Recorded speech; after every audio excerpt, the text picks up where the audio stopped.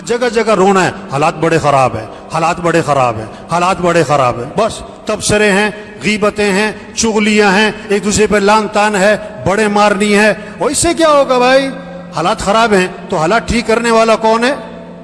زور سے بولو بھائی، حالات ٹھیک کرنے والا کون ہے؟ اللہ کے علاوہ کوئی ٹھیک کر سکتا ہے؟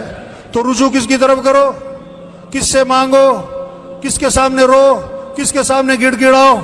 ہاں، حالات خراب ہیں، حالات خراب ہیں۔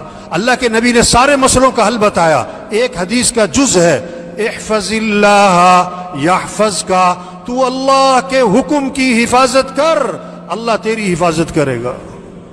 وہ اللہ کے دین پر آ جاؤ، اللہ مسئلے حل کر دے گا۔ مسئلے خراب ہو، حالات بڑے خراب ہیں، ملک کے حالات خراب ہیں۔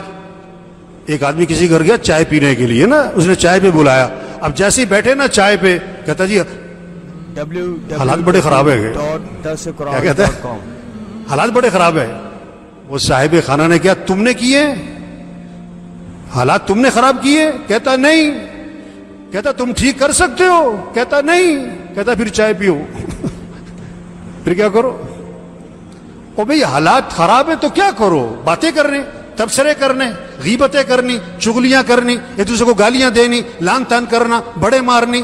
نہیں، حالات خراب ہیں تو کیا کرو؟ اللہ نے مسئلے کا حل بتایا، وَاسْتَعِينُوا بِالصَّبْرِ وَالصَّلَاةِ۔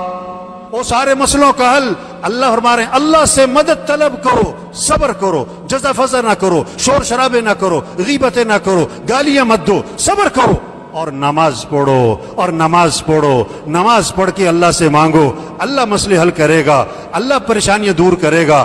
تو سب نیت کریں اللہ کی طرف رجوع کرنا ہے انشاءاللہ۔